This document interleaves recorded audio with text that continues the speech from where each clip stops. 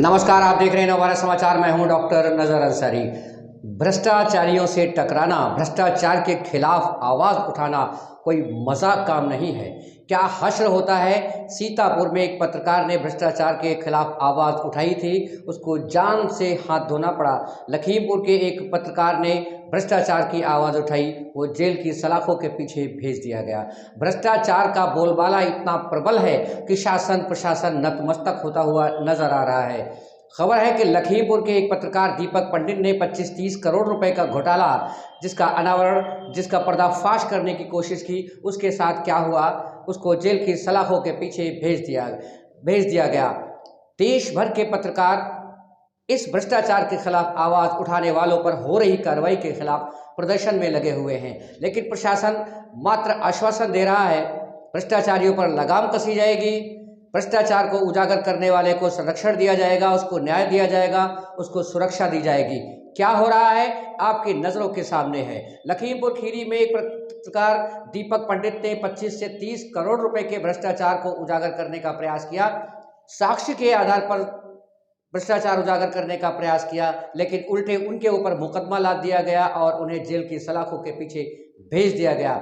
आप सब जानते हैं, बताया जाता है कि बिजुआ ब्लॉक में एक संविदा कर्मचारी जो कि पूरी प्रशासनिक व्यवस्था को डील करता है, उस इलाके की 25 से 30 करोड़ रुपए का घोटाला है। जैसा कि आप जानते हैं कि धन का बल सबसे बड़ा बल होता है और धन बल से क्या नहीं हो सकता। भ्रष्टाचारियों के पास जो 25 से 30 करोड़ रुपए का घोटाला करेगा, उसकी ताकत का अंदाज़ा सहज ही लगाया जा सकता है। वो कुछ भी कर सकता है।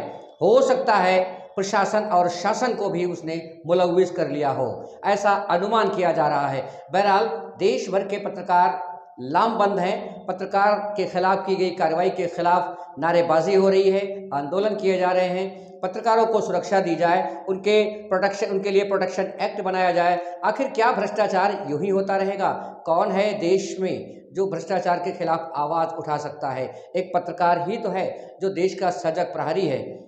समाज की आवाज़ शासन प्रशासन तक और शासन प्रशासन की मंशा और उसके नियमों को जनता तक पहुंचाने का काम पत्रकार ही तो करता है। पत्रकार के साथ इस तरह की कार्रवाइयाँ हो रही हैं। प्रशासन और शासन संज्ञान कब लेगा इसका, पत्रकारों को सुरक्षा कब मिलेगी, ये भविष्य के गर्भ में है।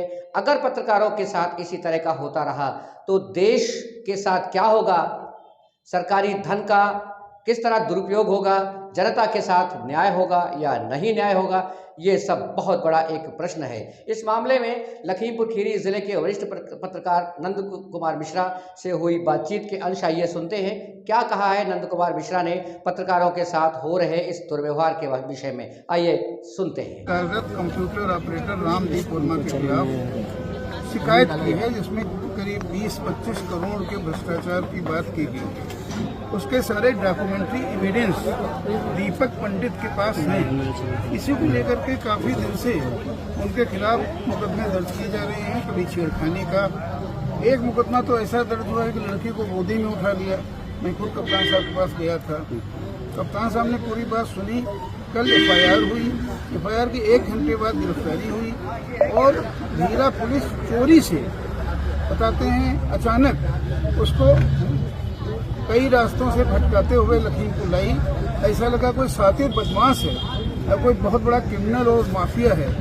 एक पत्रकार के साथ ये व्यवहार की मैं निंदा करता हूँ और यही बातें कप्तान साहब को बताई गई। कप्तान साहब से कहा गया कि जो संविदा कर्मी है वो जो 12 साल से टिका हुआ है, इतना पावरफुल है कि बड़े बड़े राजनेता भी उसके आगे दब जाते हैं और वीडियो बिजुआ का कार्यालय उसके बगैर बैठे चल नहीं सकता।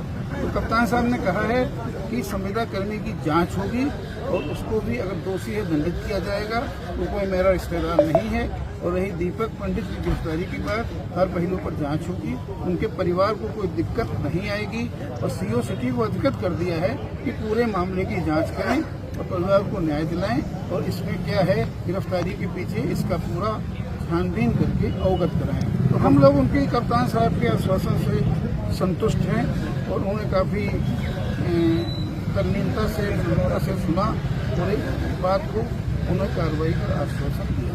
कप्तान साहब तो शुरू से इस मामले को देख रहे हैं, फिर ये बाद में धाराएं बढ़ाने का और त्वरित जो है उसको जेल हाँ, भेजने ये का बात कार्य। मुझसे कही गई, इसमें कोई इन्वॉल्व है। आप देखिए, जब आदमी के पास पैसा होता है, अथाह धन होता है, करोड़ों रुपए होते हैं, तो उसकी ताकत स्वतः बढ़ जाती है। उसी ताकत का इस्तेमाल हुआ है और धन बल का इस्तेमाल हुआ है। अब धन बल से राजनीतिक इस्तेमाल हुआ हो या जो भी इस्तेमाल हुआ हो, कारण तो है इसके पीछे। क्योंकि कप्तान साहब ने भी आज फोन नहीं उठाया किसी का। कल रात में मेरी उनकी बात हुई थी करीब 11 बजे और मैंने उनको पूरा वृत्तांत बताया था। दीपक पंडित का देख लीजिए, उसको इस तरीके से पुलिस ने उठा लिया है। उन्होंने कहा इधर देखेंगे, बस उसके बाद कोई बात नहीं हुई। फिर इस समय मुलाकात हुई कप्तान साहब। तो अब पत्रकार संगठन और पत्रकारों को क्या पत्रकार संगठन जो बात की गई है, सीओ सिटी को जांच दी गई है, उसकी प्रतीक्षा करेगा, उसके अपडेट लेगा, उसके बाद अपना अगला रणनीति जारी करेगा, देखेगा।